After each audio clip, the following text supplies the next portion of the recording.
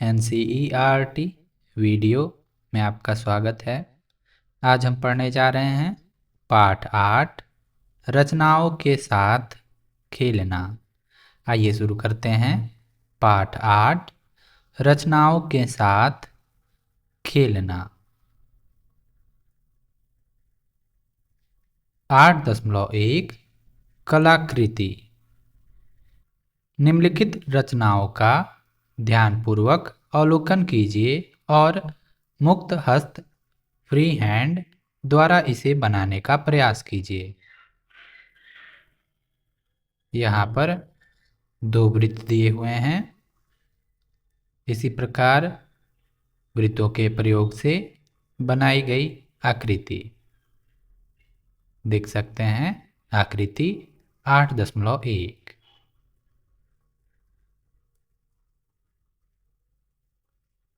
अब अपने हाथों से एक प्रकार यानी कंपास और रूलर यानी स्केल लीजिए। आइए देखें कि क्या हम इन उपकरणों की सहायता से इन आकृतियों को बना सकते हैं।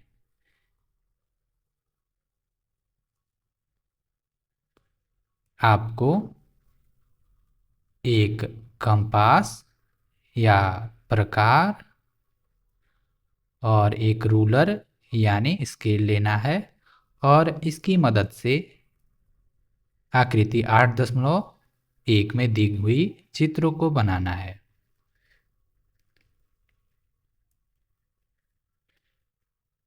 आइए उससे पहले हम प्रकार से परिचित होते हैं। प्रकार किस प्रकार बना है अवलोकन कीजिए। प्रकार की सहायता से हम क्या क्या बना सकते हैं पता लगाइए।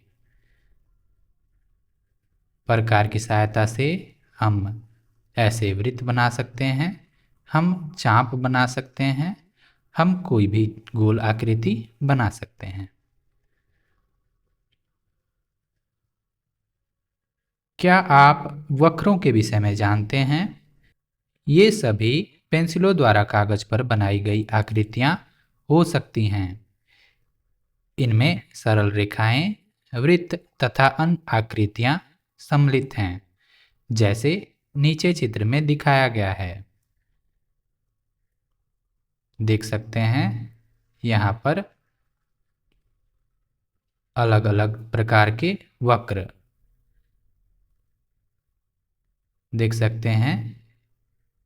वृत्त को, सरल रेखा को और घुमावदार वक्रों को। कागज पर बिंदु P अंकित कीजिए। फिर बिंदु P से 4 सेंटीमीटर दूर पर विभिन्न दिशाओं में जितने संभव हो उतने बिंदुओं को अंकित कीजिए। यानी आपको कागज पर बिंदु P अंकित करना है और स्केल की मदद से 4 सेंटीमीटर दूर जितने भी संभव बिंदु हों उनको अंकित करना है, कुछ ऐसे। 2 बिंदु यहाँ बनाकर दिखाया गया है, Q और R। सोचिए, बिंदु P से 4 सेंटीमीटर दूर पर अंकित सभी बिंदुओं की कल्पना कीजिए। वे कैसे दिखाई देते हैं इसे बनाने का प्रयास कीजिए और वक्र रेखा से कुछ बिंदु लेकर जांचिए कि वक्र रेखा पर अंकित बिंदु सही है। क्या वे P से 4 सेंटीमीटर की दूरी पर हैं? पता लगाइए।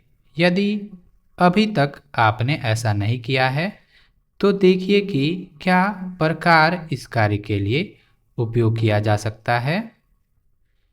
इसके लिए प्रकार की सहायता से बिंदु P से 4 सेंटीमीटर दूर पर कुछ बिंदु अंकित कीजिए। यह किस प्रकार किया जा सकता है?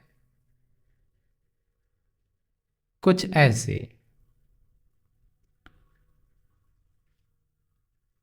आप एक प्रकार को रूलर यानी स्केल के साथ इस प्रकार खोलिए कि प्रकार एवं पेंसिल की नोक रूलर पर 4 सेंटीमीटर की दूरी पर हों।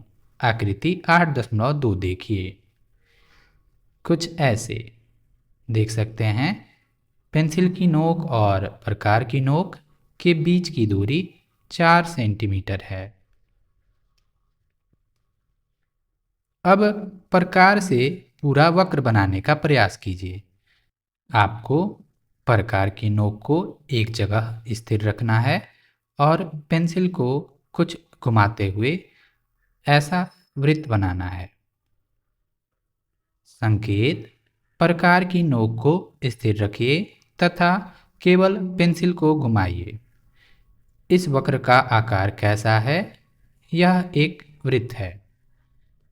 जो आकृति आपको मिलेगी वह होगी वृत्त।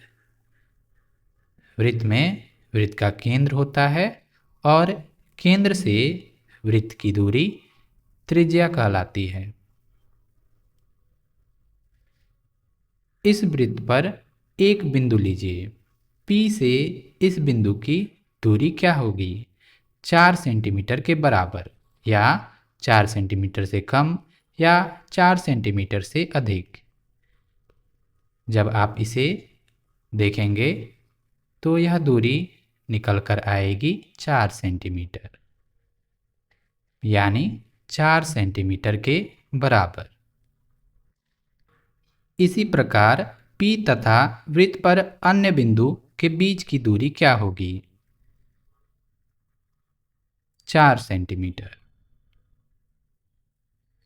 जैसा कि आकृति में दिखाया गया है, बिंदु P वृत्त का केंद्र कहलाता है।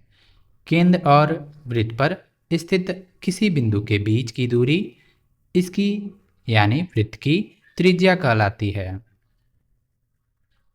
देख सकते हैं वृत्त का केंद्र और वृत्त का त्रिज्या। प्रकार के प्रयोग का पता लगाने के बाद आगे बढ़ें और चित्र 8.1 में दिए गए चित्रों को पुनः बनाएं। यानी आकृति 8.1 में दिए गए चित्रों को आप प्रकार की मदद से बनाने का प्रयास कीजिए।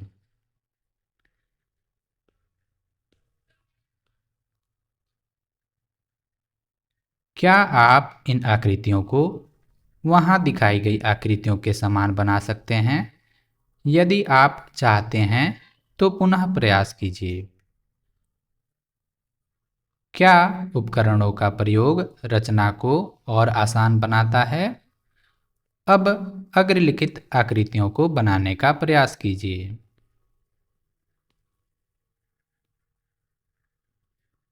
रचना कीजिए। एक व्यक्ति। आप इसे कैसे बनाएंगे?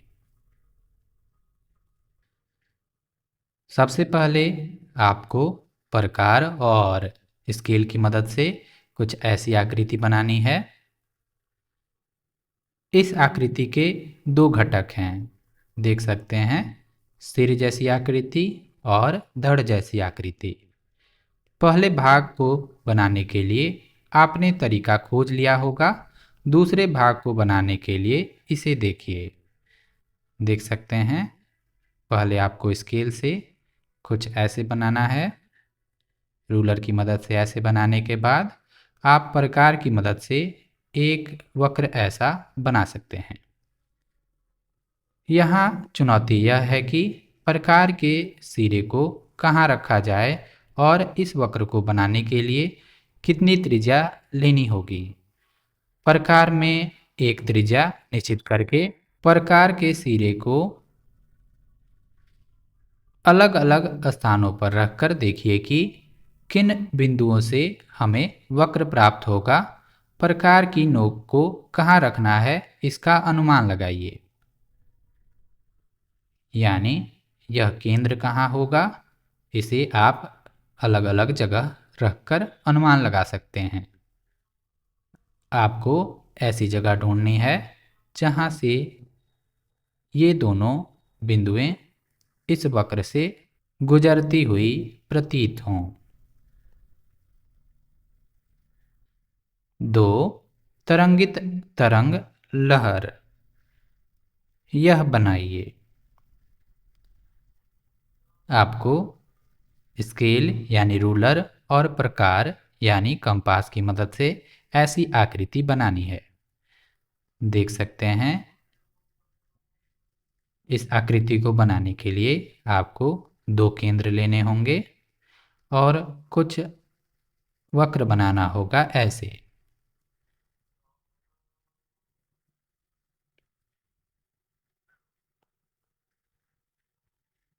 चूंकि केंद्रीय रेखाखंड की लंबाई निर्दिष्ट नहीं है, इसलिए हम इसे किसी भी लंबाई का ले सकते हैं। हम AB को एक केंद्रीय रेखाखंड के रूप में लेते हैं, जहां AB 8 सेंटीमीटर है। सबसे पहले हम AB बनाएंगे, जहां AB 8 सेंटीमीटर है। 8 सेंटीमीटर के 2 हिस्से 4 सेंटीमीटर और 4 सेंटीमीटर होंगे और केंद्र होगा 2 सेंटीमीटर पर और यह केंद्र होगा 2 सेंटीमीटर पर। अब आप कुछ ऐसे अर्धवृत्त बनाकर यह आकृति बना सकते हैं। यहाँ पहली लहर को अर्धवृत्त के रूप में खींचा गया है। देख सकते हैं, कुछ ऐसे। पेंसिल के नोक और कंपास की नोक के बीच की दूरी होगी 2 सेंटीमीटर। आइए पता लगाएं।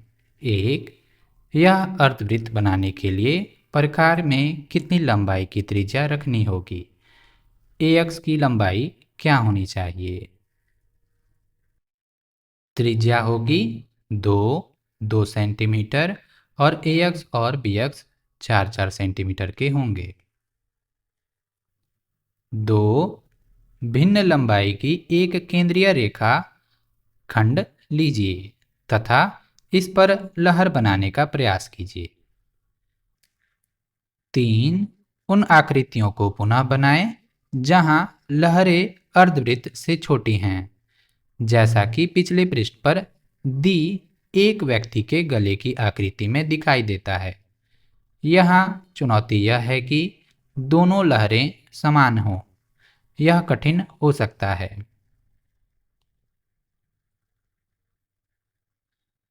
3, आँखें। आप प्रकार की सहायता से ये आँखें कैसे बनाएंगे? आपको 2 केंद्र लेने होंगे। एक केंद्र से कुछ ऐसा वक्र बनाना है और दूसरे केंद्र से कुछ ऐसा। इसी प्रकार यहाँ भी आपको 2 केंद्र लेने हैं। एक केंद्र से ऐसा वक्र, दूसरे केंद्र से ऐसा, और फिर मध्य में आपको एक छोटा वृत्त बनाना है और उसे रंगना है। ध्यान रहे, ये दोनों केंद्र और ये दोनों केंद्र एक लंबाई में हो और ये दोनों भी एक लंबाई में हो। संकेत के लिए इस अध्याय के अंत में दिए गए हैं। रूलर, स्केल और प्रकार की सहायता से अपनी पसंद की कोई अन्य कलाकृति बनाइए। 8.2 वर्ग और आयत। आइए कुछ मूल आकृतियाँ देखें जिनकी सीमा सरल रेखाओं से बनी है। देख सकते हैं, वर्ग और आयत। इनकी सीमाएं सरल रेखाएं हैं। देख सकते हैं, कुछ ऐसे। इनकी भुजाएं सरल रेखाओं से बनी हैं। यह है आकृति 8.3। ये आकृतियाँ कैसी हैं? हाँ, ये हमारे परिचित वर्ग और आयत हैं, परंतु इन्हें वर्ग या आयत क्या बनाता है? माना यह आयत ABCD है।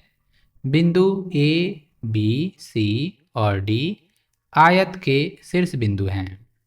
रेखाएं रेखाखंड A B, B C, C D और डी ए इसकी भुजाएं हैं। कोण ए, कोण बी, कोण सी और कोण डी इसके कोण हैं। नीली भुजाएं ए बी और सी डी इसकी सम्मुख भुजाएं कहलाती हैं, क्योंकि वे एक दूसरे के सम्मुख स्थित हैं। देख सकते हैं ए बी और सी डी सम्मुख भुजाएं हैं। नीली रेखाएं ए बी और सी डी सम्मुख भुजाएं हैं। इसी प्रकार आप बोल सकते हैं ए डी और बी सी जो पीली रेखाएं हैं वह भी सम्मुख भुजाएं हैं। इसी प्रकार ए डी और बी सी सम्मुख भुजाओं का दूसरा युग्म है। याद कीजिए, एक आयत में सम्मुख भुजाएं समान लंबाई की होती हैं और सभी कोण 90 अंश के होते हैं। जैसा कि आयतों के संदर्भ में किया गया है, वर्ग के लिए भी कोणों और भुजाओं को उसी प्रकार परिभाषित किया गया है। एक वर्ग निम्नलिखित दो गुणों को संतुष्ट करता है। सभी भुजाएं समान होती हैं और सभी कोण 90 अंश के होते हैं। आपने देखा होगा, वर्ग में सभी भुजाएं समान हैं और सभी शीर्ष 90 अंश के हैं।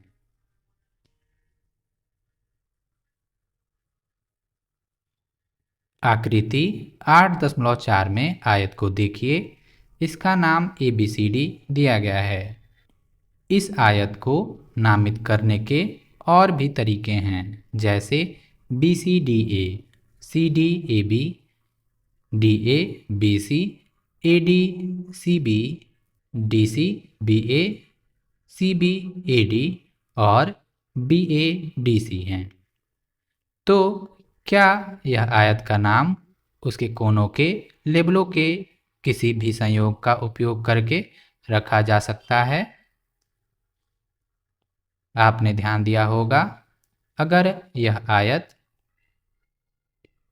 ABCD है, इसका नामकरण करते समय हम किसी एक दिशा पर चलेंगे।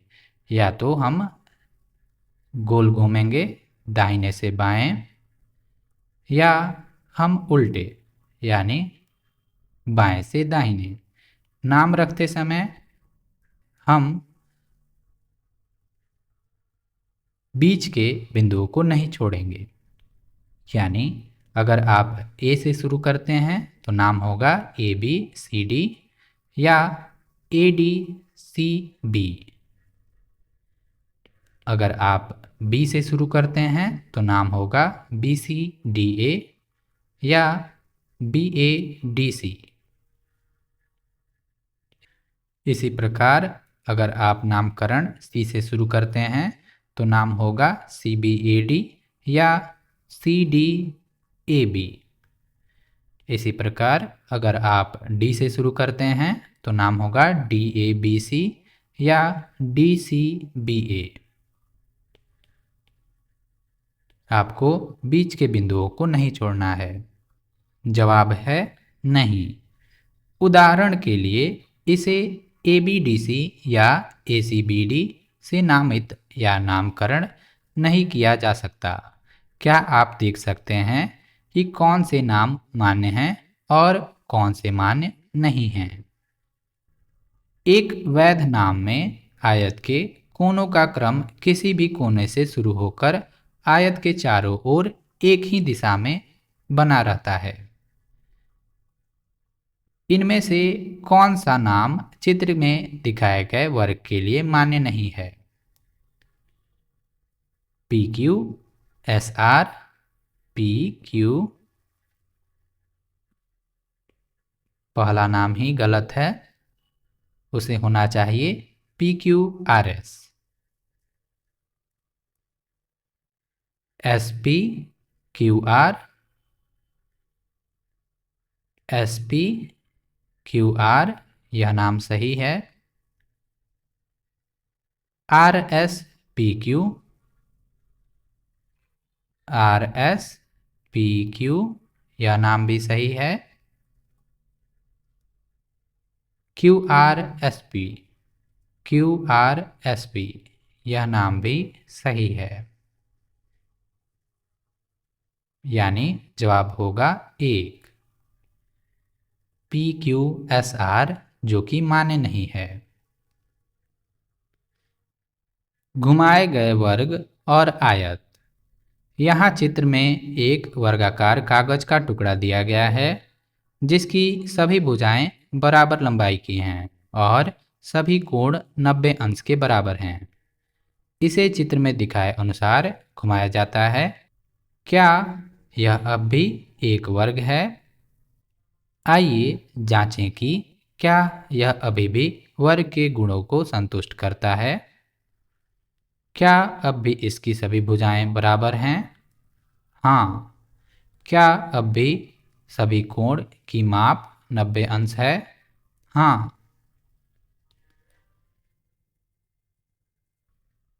वर्ग को घुमाने पर इसकी भुजाओं की लंबाई तथा कोणों के माप नहीं बदलते, इसलिए यह घुमाई हुई आकृति वर्ग के दोनों गुणों को संतुष्ट करती है। अतः यह अब भी एक वर्ग है। इसी तर्क के आधार पर एक घुमाया गया आयत भी आयत ही रहता है, जैसे यहाँ दिखाया गया है। आइए पता लगाएं। एक डॉट पेपर पर एक आयत और 4 वर्गों का प्रारूप खींचिए जैसा आकृति 8.3 में दिखाया गया है। आकृति को पुनः इस प्रकार बनाने के लिए कि चारों वर्ग सममित रूप से आयत के चारों ओर रखे जाएं, आप क्या करेंगे? अपने सहपाठियों के साथ चर्चा कीजिए। 2. पहचानिए कि क्या इस संग्रह में कोई वर्ग है। यदि आवश्यकता हो तो मापन का प्रयोग कीजिए। देख सकते हैं एक भुजा की लंबाई 1, 2, 3, 4 और दूसरी भुजा की लंबाई 1, 2, 3, 4, तीसरी भुजा की लंबाई 1, 2, 3, 4 इकाई 1, 2, 3, 4 और चौथी भुजा की लंबाई भी 4 इकाई है। यानी सभी भुजाएं एक दूसरे के बराबर हैं और यहाँ बनने वाला कोण 90 अंश का है। देख सकते हैं सीधी रेखा पर 180 अंश बनता है और यह उसका आधा है, यानी यह एक वर्ग है। चित्र बी में देख सकते हैं यह कोण 90 अंश से कम है, अतः यह एक वर्ग नहीं है। इसी प्रकार चित्र सी में देख सकते हैं यह कोण 90 अंश से अधिक है, अतः यह वर्ग नहीं है। और चित्र डी में सम्मुख भुजाएं बराबर हैं। यह आयत है क्योंकि इसकी सभी भुजाएं बराबर नहीं हैं और सम्मुख भुजाएं बराबर हैं और शीर्ष कोण 90 अंश के हैं। प्रश्न में पूछा जा रहा है इसमें कोई वर्ग है। यह आयत है न कि वर्ग, यानी चित्र डी भी वर्ग नहीं है। जवाब होगा ए। चित्र ए एक वर्ग है। सोचिए, उपरोक्त आकृति में बिना मापन उपकरणों का प्रयोग किए क्या यह बताना संभव है कि भुजाएं बराबर हैं या नहीं, कोण समकोण हैं या नहीं? क्या हम यह केवल डॉट पेपर में शीर्षों की स्थिति को देखकर ज्ञात कर सकते हैं? जवाब होगा हाँ। 3. डॉट पेपर पर एक कम से कम 3 घुमाए गए वर्ग और 3 घुमाए गए आयत खींचिए। उन्हें इस प्रकार खींचिए कि उनके कोने डॉट पेपर के डॉट्स बिंदु पर हों। जांच कीजिए कि आपने जो वर्ग और आयत बनाए हैं वे उनके संगत गुणों को संतुष्ट करते हैं या नहीं।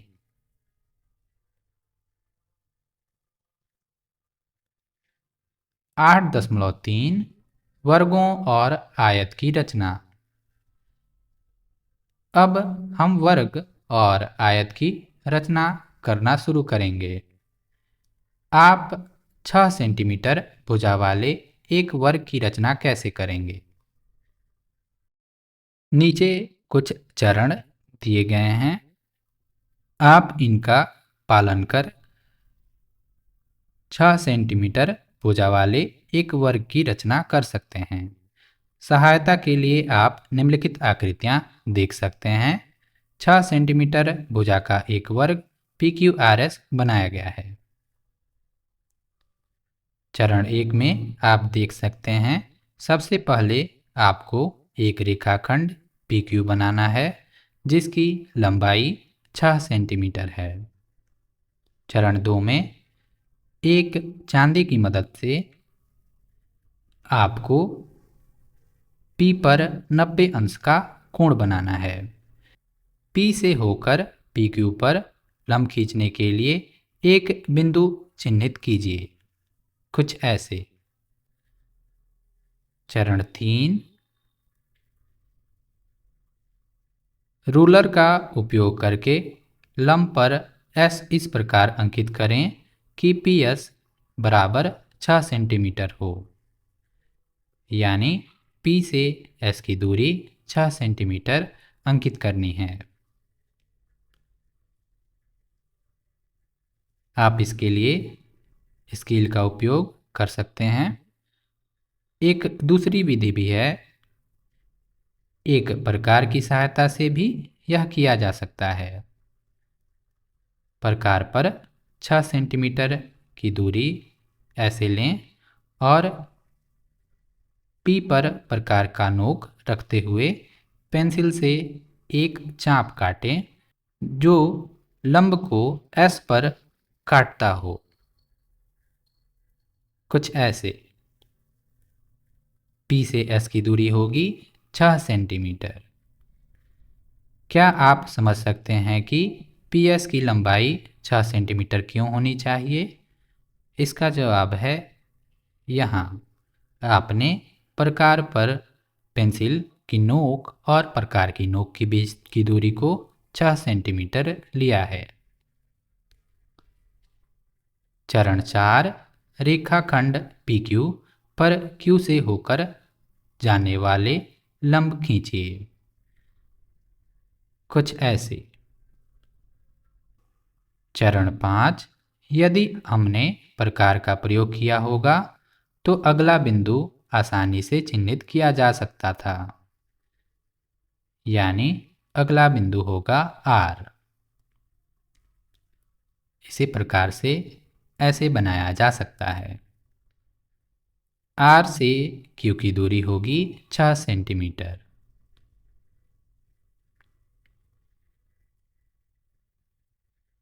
चरण 6 देख सकते हैं, R और S को मिला दिया गया है। भुजा RS की लंबाई कितनी है तथा कोण R एवं कोण S की माप क्या है?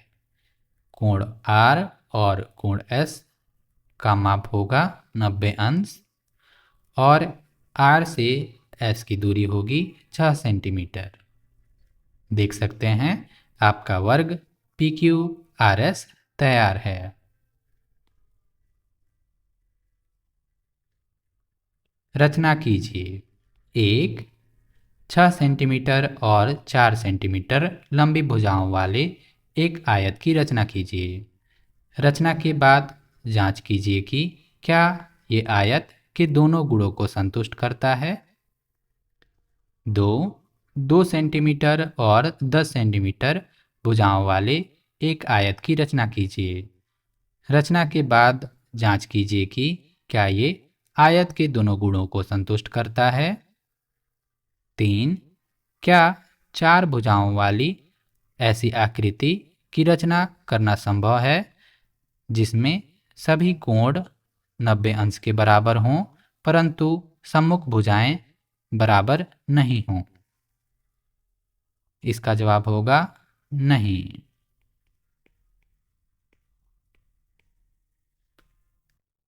अगर सभी कोण 90 अंश के होंगे तो सम्मुख भुजाएं निश्चित ही बराबर होंगी।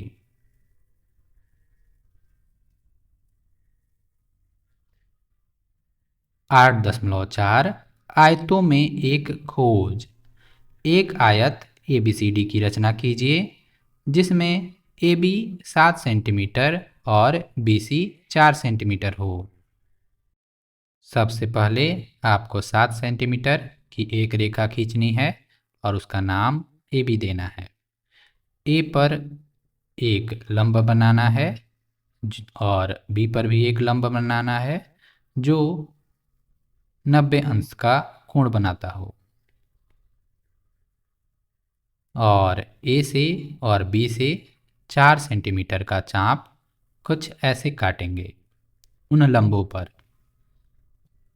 और इन दोनों को मिला देंगे।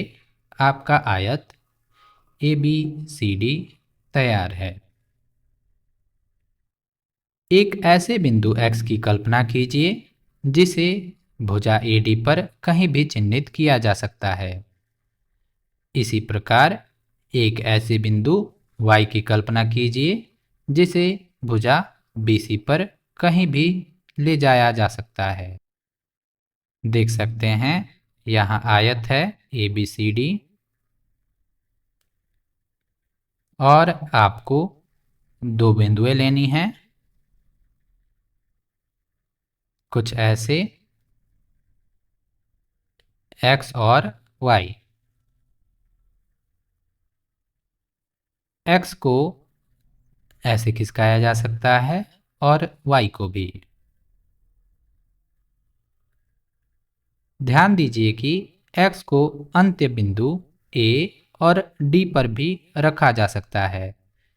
इसी प्रकार Y को अंत्य बिंदु B और C पर भी रखा जा सकता है। देख सकते हैं Y को खिसकाकर B और C पर भी रखा जा सकता है और X को खिसकाकर A और D पर भी रखा जा सकता है कुछ ऐसे।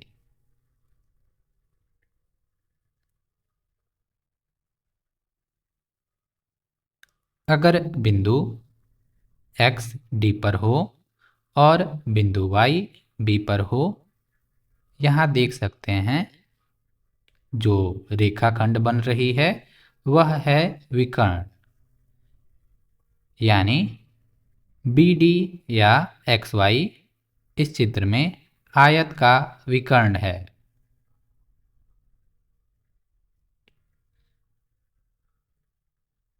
अगर बिंदु X को A पर और बिंदु Y को B पर रखा जाए तो X और Y से बनने वाला रेखाखंड आयत की एक भुजा हो जाएगी। वह हो जाएगी AB के बराबर। किन स्थानों पर बिंदु X और Y परस्पर निकटतम होंगे? आपके अनुसार वे कब परस्पर अधिक दूरी पर होंगे? आपका सहज ज्ञान क्या कहता है? अपने सहपाठियों के साथ चर्चा कीजिए। बिंदु X और Y सबसे निकटतम इस चित्र में है और सबसे दूर इस चित्र में। अब अपने अनुमानों के बिंदु X और Y को भुजाओं पर वास्तविक रूप में रखकर अपने अनुमानों का सत्यापन करें। मापिए वे कितने निकट या दूर हैं। X और Y के बीच की दूरी को रेखाखंड XY की लंबाई मापकर ज्ञात किया जा सकता है। बिंदु X और Y के बीच की न्यूनतम दूरी की तुलना AB की लंबाई से किस प्रकार की जा सकती है? X और Y की स्थिति बदलें और जांचें कि क्या कोई अन्य स्थिति है जहां वे अपने निकटतम या अधिकतम दूरी पर हैं। आप x और y के विभिन्न स्थानों को लेकर इस आयत की अनेक प्रतिलिपियों की रचना कर सकते हैं। x और y के विभिन्न स्थितियों के लिए x, y की लंबाइयों का हिसाब आप कैसे रखेंगे? ऐसा करने की एक विधि यह है, मान लीजिए कि यहाँ x और y की कुछ स्थितियाँ हैं जिन पर आप विचार कर चुके हैं।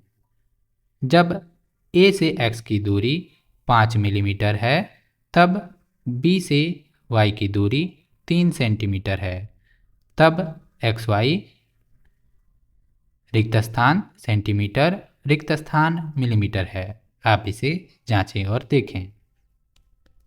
जब a से x की दूरी 1 सेंटीमीटर है तथा b से y की दूरी 1 सेंटीमीटर है, तब xy रिक्त स्थान सेंटीमीटर, रिक्त स्थान मिलीमीटर है। जब a से x की दूरी 2 सेंटीमीटर है तथा b से y की दूरी 4 सेंटीमीटर है, तब xy बराबर रिक्त स्थान सेंटीमीटर, रिक्त स्थान मिलीमीटर है तथा आगे भी। क्या इसे लिखने की कोई संक्षिप्त विधि है?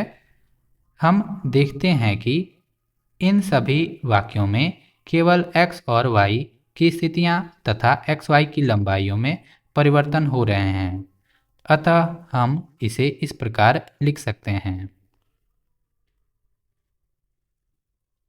यहाँ एक सारणी दी हुई है जिसे आपको भरना है। क्या आपने यह जांचा कि जब x और y को क्रमशः a और b से समान दूरी पर रखते हैं, तब xy की लंबाई क्या होती है? उदाहरण के लिए, जैसा कि निम्नलिखित स्थितियों में होता है। a से x की दूरी 5 मिलीमीटर, b से y की दूरी 5 मिलीमीटर। xy की लंबाई, इसे आप बनाएं और भरें। इसी प्रकार इन्हें भी, और आगे इसी प्रकार। इनमें से प्रत्येक स्थिति का अवलोकन कीजिए। एक, AB की लंबाई की तुलना में XY की लंबाई कैसे है? तथा 2, 4 चतुर्भुजीय आकृति ABYX का आकार। x और y के बीच अधिकतम दूरी को AC और BD की लंबाई से कैसे तुलना करेंगे? रचना कीजिए। आयतों को तोड़ना। एक ऐसे आयत की रचना कीजिए जिसे 3 समरूप वर्गों में विभाजित किया जा सके। इसे करने के लिए आप आयत की चौड़ाई कुछ भी ले सकते हैं, लेकिन लंबाई उसका 3 गुना होगा। अगर आयत की चौड़ाई x है तो लंबाई 3 गुणे x होगा। हल। यदि यह कठिन प्रतीत होता है तो इस समस्या को सरल करने का प्रयास कीजिए। खोजिए।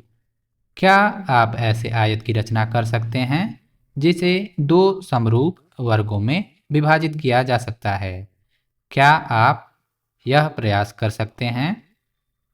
एक बुद्धिमानी होगी कि पहले योजना बनाई जाए और फिर रचना की जाए, परंतु हम योजना कैसे बनाएं? क्या इसके विषय में आप कोई तरीका सोच सकते हैं? एक तरीका यह है कि अंतिम आकृति का एक कच्चा चित्र बनाकर उसकी कल्पना की जाए। कुछ ऐसे। इस आकृति से हम क्या निष्कर्ष निकाल सकते हैं? क्या आप समान भुजाओं की पहचान कर सकते हैं? देख सकते हैं यहाँ पर समान भुजा है AB, BC, CD, DE, BE, EF और FA। इसे बनाने के लिए आप एक आयत बनाएंगे जिसकी चौड़ाई कुछ भी हो सकती है, लेकिन लंबाई उसका दोगुना होगा।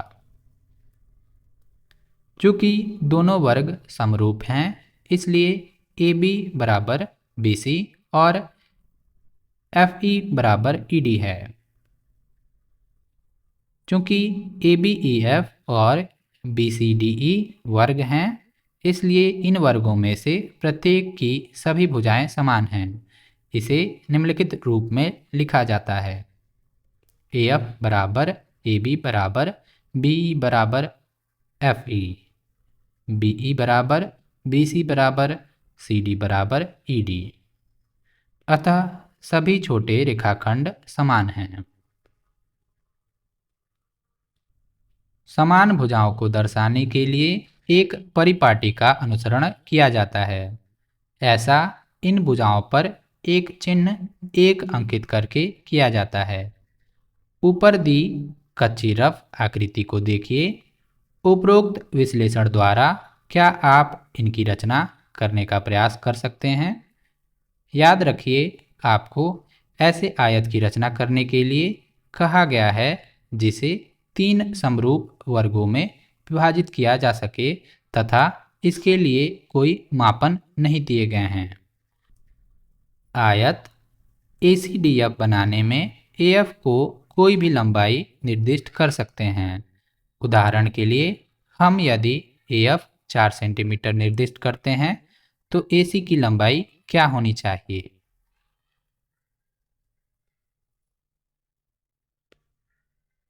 अगर AF 4 सेंटीमीटर हो तो AC उसका दोगुना होगा, यानी 8 सेंटीमीटर।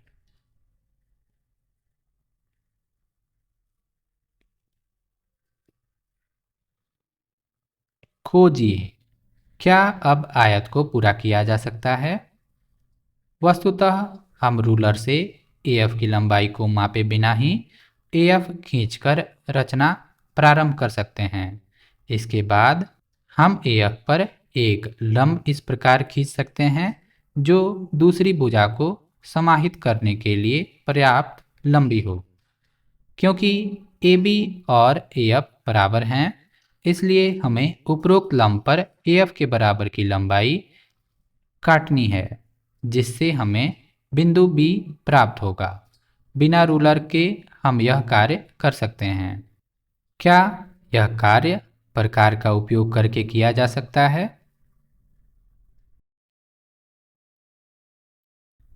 अवलोकन करें कि प्रकार का प्रयोग कर किस प्रकार AF की लंबाई मापी जाती है। देख सकते हैं, अगर AF बिना मापे बनाया गया है, उसकी लंबाई मापने के लिए आप प्रकार को कुछ ऐसे रखकर माप सकते हैं। फिर उसी माप से बिंदु B काटेंगे और इसी प्रकार आगे भी। फिर यहाँ पर लंब बनाकर इसे भी, और फिर इन्हें कुछ ऐसे मिला देंगे।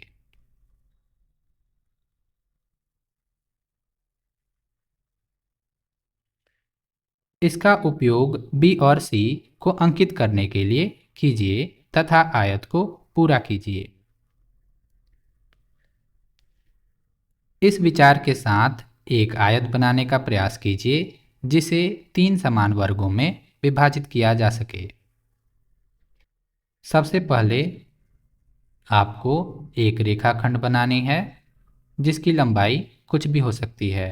फिर इसके दोनों सिरों पर आपको कुछ ऐसे लंब बनाने हैं और फिर प्रकार को इस लंबाई पर रखते हुए इन लंबों पर 3 चाप काटने हैं, कुछ ऐसे। और फिर इन चापों को कुछ ऐसे मिलाना है। आपका आयत तैयार है, यानी यह एक आयत है जिसे 3 वर्गों में विभाजित किया गया है। उस आयत की भुजाओं की लंबाई बताइए जिसे निम्नलिखित में विभाजित नहीं किया जा सकता।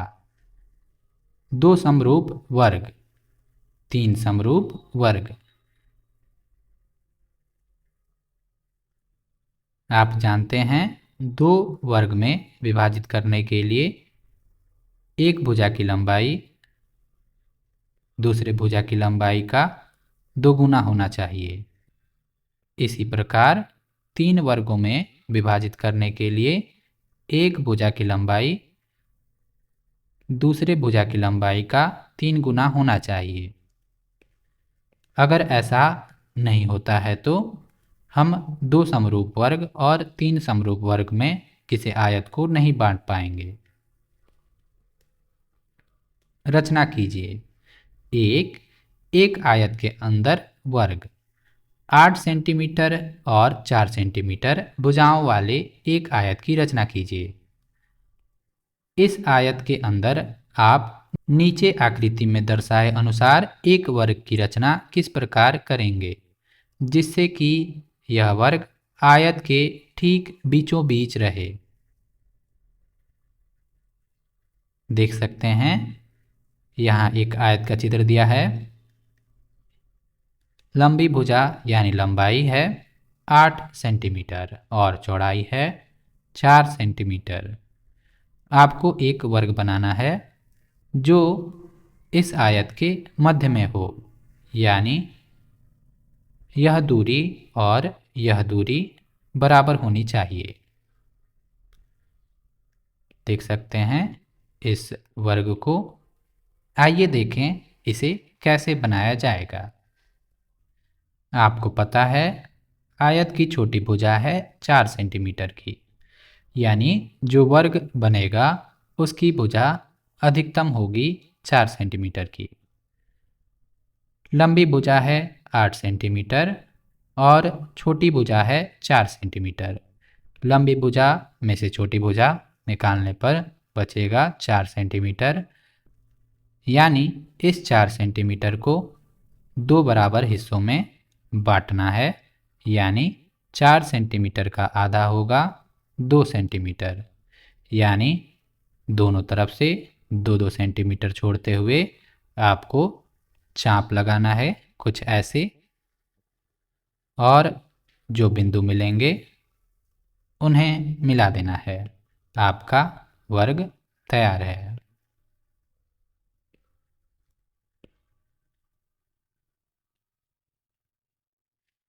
संकेत। एक कच्ची रफ आकृति खींचिए। इस वर्ग की भुजा क्या होगी? बाहरी आयत और वर्ग के कोनों के बीच में कितनी दूरी होगी? 2 गिरते हुए वर्ग। सुनिश्चित करें कि वर्ग उसी तरह संरेखित हों जिस तरह वे दिखाए गए हैं। देख सकते हैं यहाँ पर 3 वर्गों को कुछ ऐसे रखा गया है। प्रत्येक की भुजा है 4 सेंटीमीटर। इसे बनाने के बाद अब यह प्रयास कीजिए। देख सकते हैं इस आकृति में बड़े वर्ग की भुजा है 7 सेंटीमीटर, मध्य में स्थित वर्ग की भुजा है 5 सेंटीमीटर और छोटे वर्ग की भुजा है 3 सेंटीमीटर। 3 छायांकन। दी गई आकृति को बनाइए। अपनी इच्छा से मापन चुनिए। ध्यान दीजिए कि बड़ी चतुर्भुजीय आकृति एक वर्ग है तथा इस प्रकार छोटी आकृतियां भी वर्ग हैं। देख सकते हैं बड़ी आकृति भी वर्ग है और छोटी आकृति भी वर्ग ही है। 4 वर्ग जिसके अंदर छेद है। ध्यान दें कि वृत्ताकार छेद वर्ग के ठीक बीचों बीच है। इसका केंद्र स्थापित करने के लिए आप वर्ग बनाएंगे, उसके बाद इनके विकर्णों को बनाएंगे कुछ ऐसे, और यह बिंदु ही वृत्त का केंद्र होगी। आप इसे बनाएं और देखें। संकेत: सोचिए कि वृत्त का केंद्र कहाँ होना चाहिए। 5 अधिक छेदों वाले वर्ग। देख सकते हैं ऐसे ऐसे 4 वर्ग हैं, यानी सबसे पहले आपको बड़े वर्ग को बनाना होगा, फिर उसमें 4 वर्ग बनाने होंगे और फिर इनके केंद्रों का निर्धारण कर वृत्त बनाना होगा।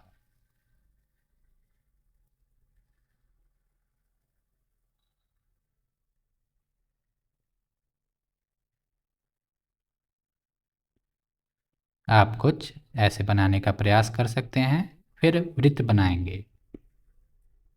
आप इसे करें और देखें। 6 वक्रों वाला वर्ग। यह 8 सेंटीमीटर की भुजा का एक वर्ग है। देख सकते हैं यह वर्ग 8 सेंटीमीटर की भुजा वाला है।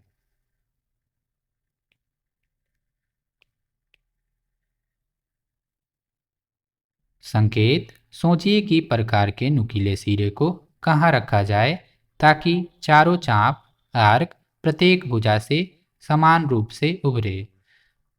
प्रयत्न कीजिए।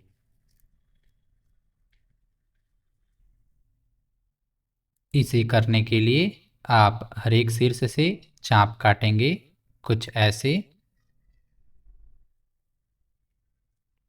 प्रकार की मदद से इन बिंदुओं से आपको चाप काटना है, जो कुछ ऐसे एक दूसरे को कट करें।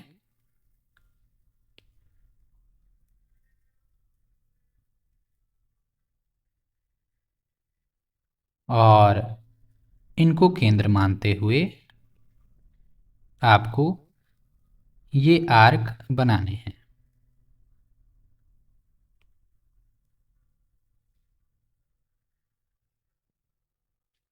8.5 आयतों और वर्गों के विकर्णों की खोज करना। एक आयत PQRS पर विचार कीजिए। PR और QS को मिलाइए। ये दोनों रेखाखंड इस आयत के विकर्ण यानी डायगोनल्स कहलाते हैं। विकर्णों की लंबाइयों की तुलना कीजिए। पहले पूर्वानुमान लगाइए, फिर आकृति में दिखाए अनुसार बिंदुओं को अंकित करते हुए आयत बनाकर विकर्णों को मापिए। आपको आयत PQRS में PR और QS को मिलाना है। PR और QS आयत PQRS के विकर्ण हैं।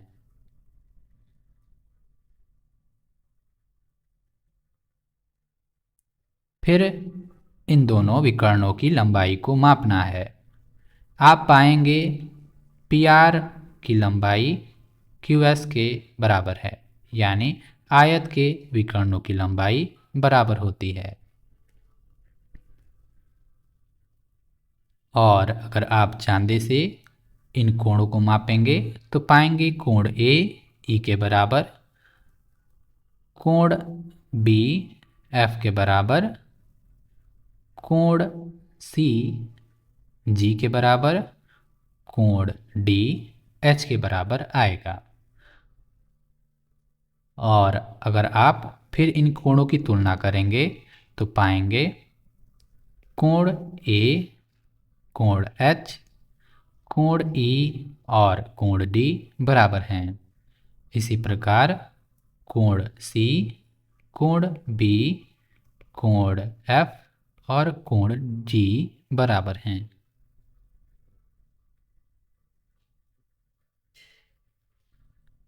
आयत PQRS में P और R पर बने समकोणों को सम्मुख कोण अपोजिट एंगल्स कहा जाता है। सम्मुख कोणों के अनुयुग्म Q और RS पर बने हैं। PQRS में कोण P और कोण R सम्मुख कोण है। इसी प्रकार कोण क्यू और कोण एस सम्मुख कोण हैं।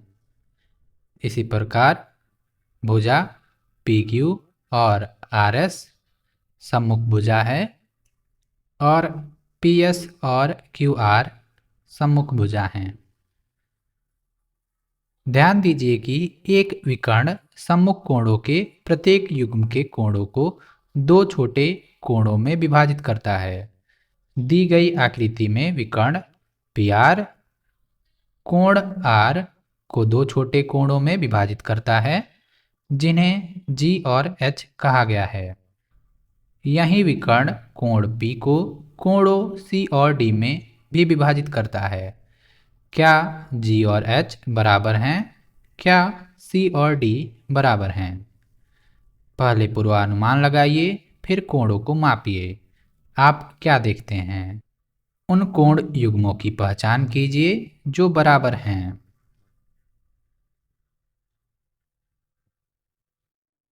खोजिए। एक आयत की रचना किस प्रकार करें कि विकर्ण सम्मुख कोणों को बराबर भागों में विभाजित करें। आप अपने प्रेक्षणों को किस प्रकार अंकित करेंगे? पहले उन मापदंडों यानी पैरामीटर्स की पहचान कीजिए जिन पर ध्यान देने की आवश्यकता है। वे आयत की भुजाएं हैं तथा दो विकर्णों द्वारा बनाए गए 8 कोण हैं। क्या कोई अन्य मापन भी हैं जिन पर आप अपनी दृष्टि रखना चाहेंगे? यहाँ अपने प्रेक्षणों को नोट कीजिए। अपने प्रयोग में क्या आपने उस स्थिति पर विचार किया था जिसमें आयत की चारों भुजाएं बराबर हैं, अर्थात क्या आपने एक वर्ग की स्थिति पर विचार किया था? देखिए कि इस विशिष्ट स्थिति में क्या होता है।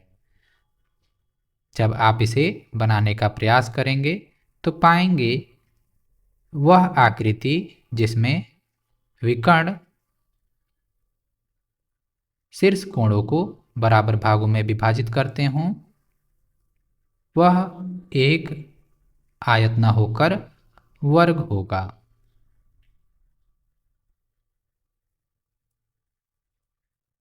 कोणों और भुजाओं के संदर्भ में आपने कौन कौन से व्यापक नियम प्रेक्षित किए, उन्हें बनाने का प्रयास कीजिए तथा अपने सहपाठियों से उनकी चर्चा कीजिए। कोई यह किस प्रकार सुनिश्चित कर सकता है कि जो भी नियम आपने देखे हैं वे सदैव सत्य होंगे? रचना कीजिए। एक आयत की रचना कीजिए जिसमें एक विकर्ण सम्मुख कोणों को 60 अंश और 30 अंश के कोणों में विभाजित करता हो। हल। एक कच्ची रफ आकृति से प्रारंभ करते हैं। आपको कुछ ऐसी आकृति बनानी है।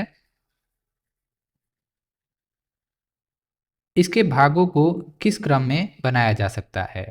हम संक्षिप्त रूप में रेखाचित्र के संभव क्रम को बनाते हैं।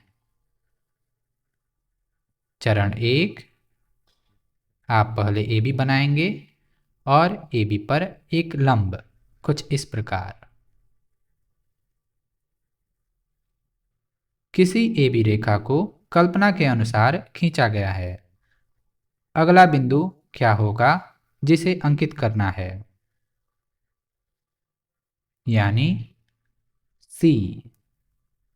अगला बिंदु C अंकित करना है।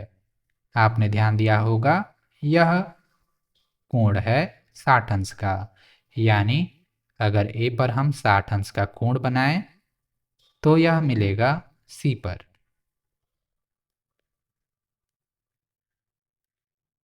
चरण 2, आपको कुछ ऐसे बनाना है। चरण 3, हम वह रेखा जानते हैं जिस पर बिंदु D स्थित है। AB पर बिंदु A से गुजरने वाली एक लंब रेखा बनाइए। देख सकते हैं आपको यह लंब रेखा बनानी है और इसकी दूरी B से C के दूरी के बराबर ही होगी।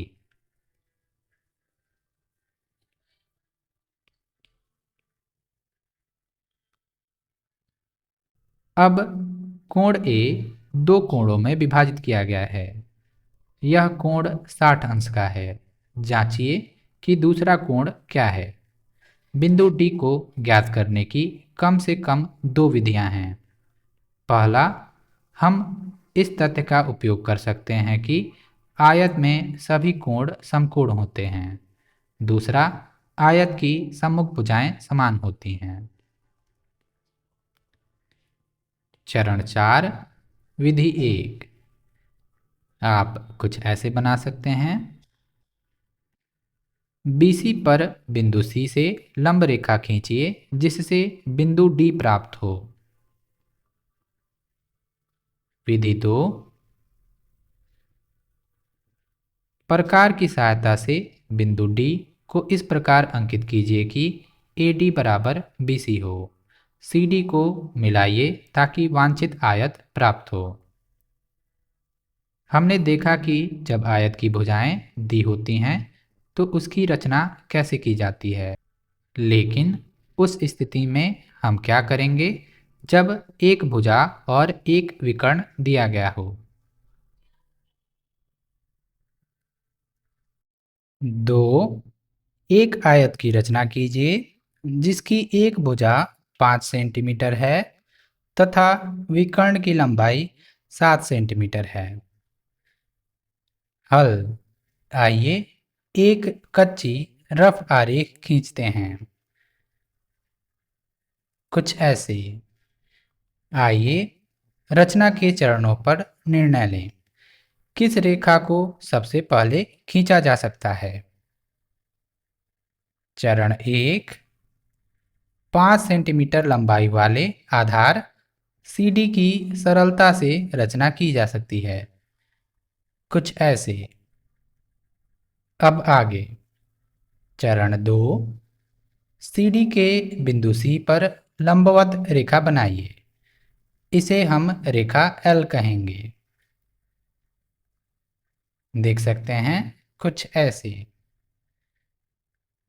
यह आसान है क्योंकि हम जानते हैं कि यह रेखा L आधार पर लंब होगी। बिंदु B इसी रेखा L पर कहीं स्थित होना चाहिए। हम इसका पता किस प्रकार लगाएंगे। B की स्थिति के बारे में हम और क्या जानते हैं। हम जानते हैं कि यह D से 7 सेंटीमीटर की दूरी पर है। देख सकते हैं सबसे पहले हमने DC बनाया जो कि 5 सेंटीमीटर लंबा है और B बिंदु D से 7 सेंटीमीटर की दूरी पर है।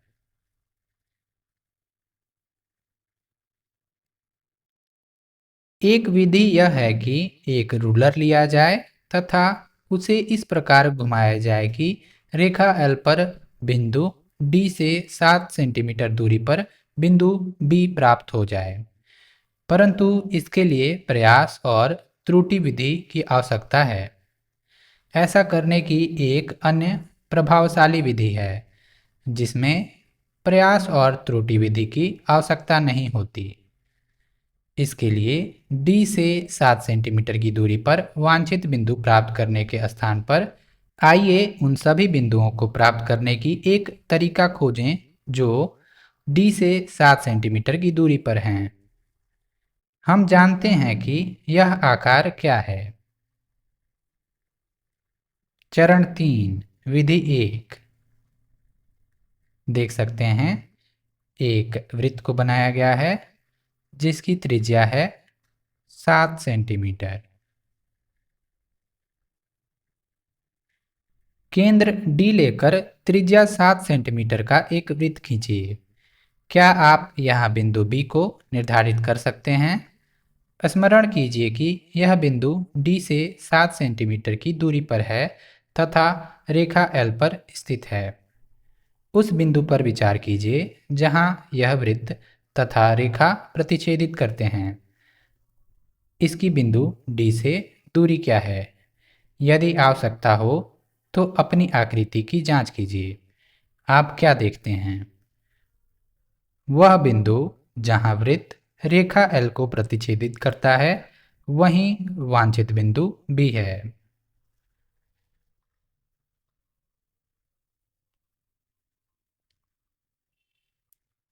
विधि 2।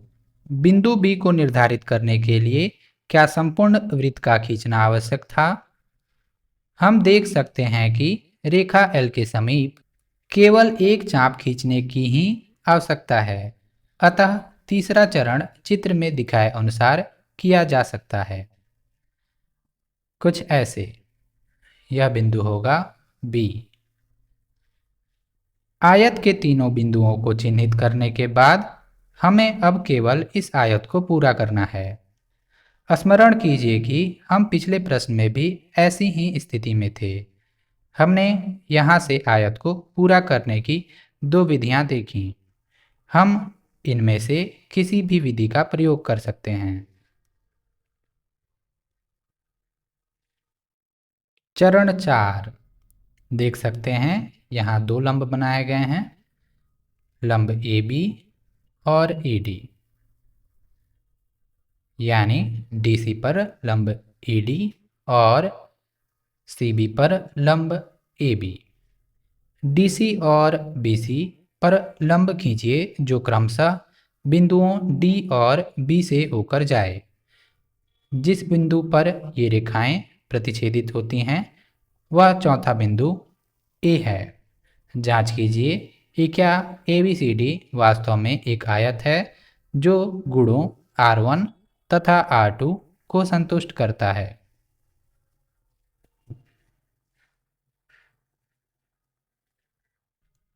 रचना कीजिए। एक आयत की रचना कीजिए जिसमें एक विकर्ण सम्मुख कोणों को 50 अंश और 40 अंश में विभाजित करता हो। इसे बनाने के लिए आप एक रेखाखंड लीजिए, वह कोई भी लंबाई की हो सकती है। चूंकि भुजाओं की लंबाई नहीं दी है, इस कारण आप कोई एक रेखाखंड ले सकते हैं। माना कि रेखाखंड ए बी है। बी पर एक लंब बनाएं और ए पर एक कोण जो 50 अंश का हो। इसी प्रकार ऊपर प्राप्त बिंदु सी से एक लंब बनाएं जो ए पर बनाए लंब से डी पर मिले।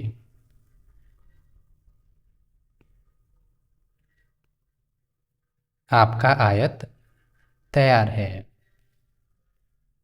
2 एक आयत की रचना कीजिए जिसमें एक विकर्ण सम्मुख कोणों को 45 अंश और 45 अंश में विभाजित करता हो। आप इसकी भुजाओं के बारे में क्या देखते हैं?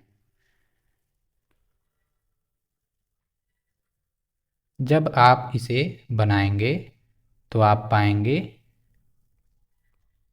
यह आकृति आयत ना होकर एक वर्ग होगी। इसकी सभी भुजाएं बराबर होंगी और शीर्ष कोण 90 अंश के होंगे। 3 एक आयत की रचना कीजिए जिसकी एक भुजा 4 सेंटीमीटर है और विकर्ण की लंबाई 8 सेंटीमीटर है। आप इसे करें। 4 एक आयत की रचना कीजिए जिसकी एक भुजा 3 सेंटीमीटर है और विकर्ण की लंबाई 7 सेंटीमीटर है।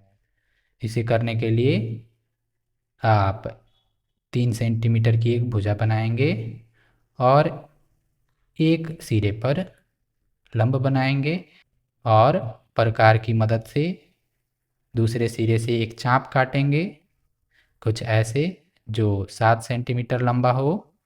इसी प्रकार आप लंब बनाएंगे, कुछ ऐसे। आपका आयत तैयार है।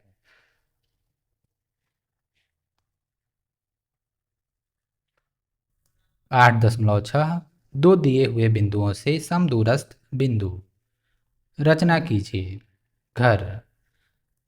इस आकृति को पुनः बनाइए। यहाँ पर दी हुई आकृति को पुनः बनाना है। ध्यान दीजिए कि उपरोक्त घर की सीमा बॉर्डर को बनाने वाले सभी रेखाखंडों की लंबाई 5 सेंटीमीटर है। हल। पहला कार्य इसकी पहचान करना है कि रेखाओं और वक्रों को किस अनुक्रम में खींचा जाना है। चरण 1, आप पहले ऐसे बनाएं।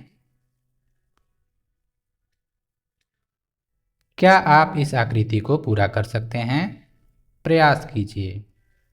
हमें बिंदु ए को निर्धारित करने की आवश्यकता है, जो बिंदु बी और बिंदु सी से 5 सेंटीमीटर की दूरी पर है। आपने अनुभव कर लिया होगा कि यह केवल रूलर के उपयोग से किया जा सकता है।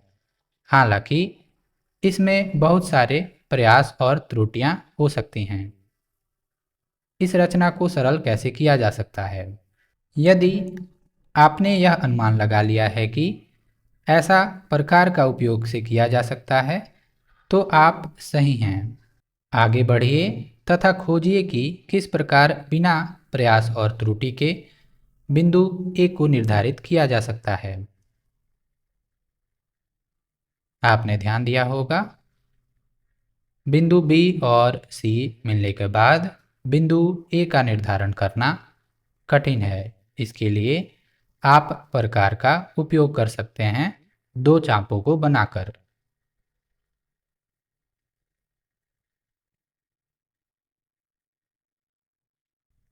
इस समस्या में बिंदु ए को निर्धारित करने और पिछले भागों के दूसरे उदाहरण के हल के तीसरे चरण में बिंदु बी को निर्धारित करने में एक समानता है।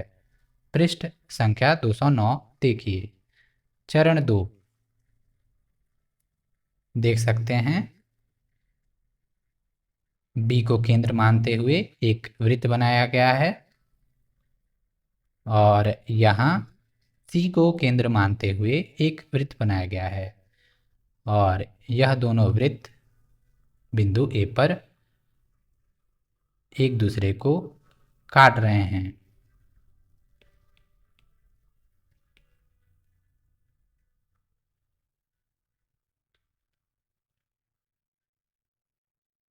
एक वक्र को खींचिए जिसके सभी बिंदु बी से 5 सेंटीमीटर की दूरी पर हैं। बी केंद्र वाले वृत्त की त्रिज्या 5 सेंटीमीटर होनी चाहिए। क्या इससे बिंदु ए को निर्धारित करने में सहायता मिलती है? रचना कीजिए तथा इस आकृति में खोज कीजिए। वृत्त पर स्थित बिंदु जिसकी सी से दूरी 5 सेंटीमीटर है से बिंदु ए निर्धारित किया जा सकता है। पुनः यह एक रूलर के उपयोग से किया जा सकता है, परंतु क्या हम इसके लिए एक प्रकार का भी प्रयोग कर सकते हैं?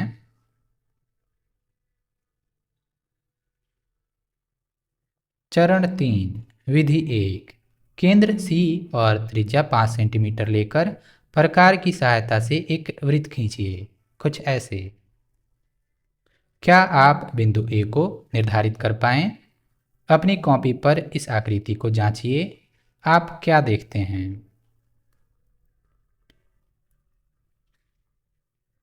उस बिंदु को देखिए जहां दोनों वृत्त प्रतिच्छेदित करते हैं।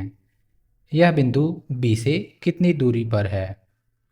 यह बिंदु सी से कितनी दूरी पर है? अतः बिंदु ए यहाँ स्थित है।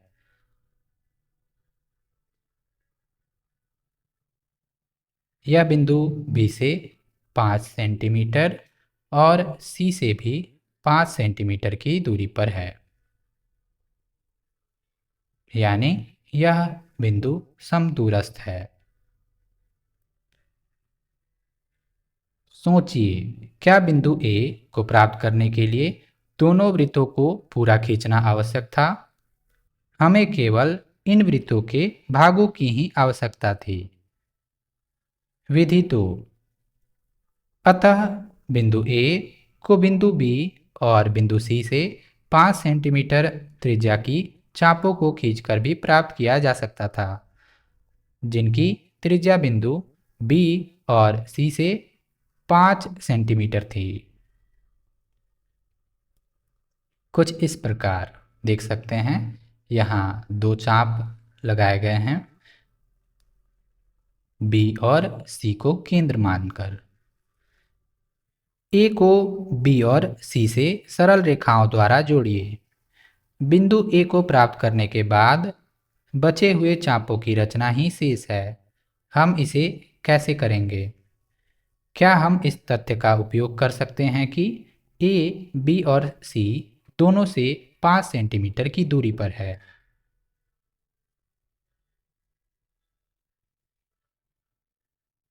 चरण 4, प्रकार से 5 सेंटीमीटर त्रिज्या लीजिए और ए से बी और सी को स्पर्श करते हुए चाप खींचें, जैसे कि नीचे दिए गए चित्र में दर्शाया गया है। कुछ ऐसे।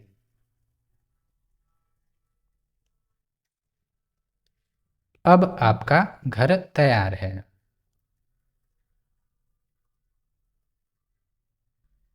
रचना कीजिए। एक, इससे बड़े एक घर का निर्माण कीजिए जिसकी सभी भुजाएं 7 सेंटीमीटर लंबी हों। 2, घर की रचना में सम्मिलित संकल्पनाओं का प्रयोग करते हुए सेक्शन कलाकृति से एक व्यक्ति, तरंगित लहर और आंखें का पुनः सृजन करने का प्रयास करें। 3, क्या 4 समान भुजाओं वाली एक आकृति बनाई जा सकती है जो वर्ग न हो? यदि ऐसी आकृति का अस्तित्व है तो क्या आप इसकी रचना कर सकते हैं? इसके लिए आप एक रेखाखंड लेंगे जिसकी लंबाई कुछ भी हो सकती है। दोनों शीर्षों से इसी रेखाखंड की लंबाई के बराबर एक चाप लगाएंगे और किसी कोण से इन्हें मिलाएंगे, कुछ ऐसे। अगर यह कोण 150 होगा तो यह कोण 30 होगा, जिससे हम कह सकें यह दोनों रेखाएं समांतर हैं। आपने ध्यान दिया होगा यह लंबाई, यह लंबाई, यह लंबाई बराबर है और ये दोनों रेखाएं समांतर हैं, यानी यह दूरी भी इसके बराबर होगी। यह एक वर्ग नहीं है। आपने ध्यान दिया होगा शीर्ष पर बने कोण 90 अंश के नहीं हैं। संकेत।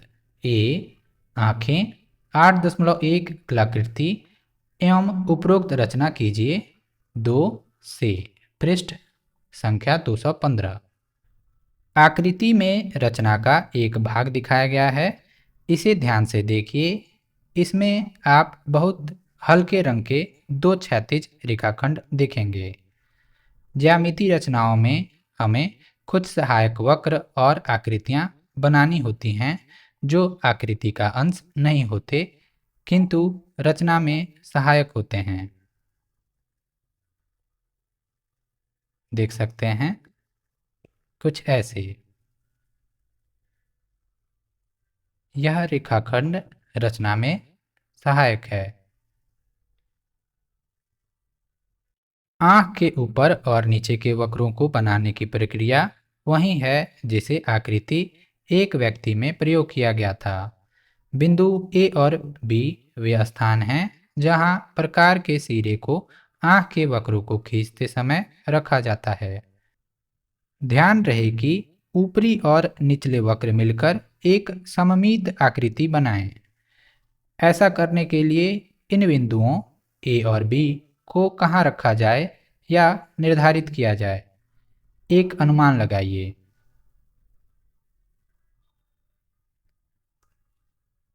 आंखों को जितना संभव हो सममित और समरूप बनाने का प्रयास कीजिए। संभव है इसमें बहुत प्रयासों की आवश्यकता हो। संकेत बी, उपरोक्त रचना कीजिए 3 से। पृष्ठ 215। रचना के उद्देश्य से आइए हम भुजा की लंबाई 5 सेंटीमीटर मान लेते हैं। दी गई आकृति पर विचार करें। AC 5 centimetre, AB 5 centimetre. हमें इस 4 भुजा वाली आकृति को बनाने के लिए केवल एक और बिंदु की आवश्यकता है। माना कि वह बिंदु D है। जो बिंदु बी और सी से 5 सेंटीमीटर पर होना चाहिए। इस तरह का बिंदु कैसे ज्ञात किया जा सकता है? क्या घर समस्या में प्रयुक्त किसी भी विधि का प्रयोग यहाँ किया जा सकता है? बिंदु बी और बिंदु सी को केंद्र मानते हुए 5 सेंटीमीटर त्रिज्या के दो चाप काटें, कुछ ऐसे।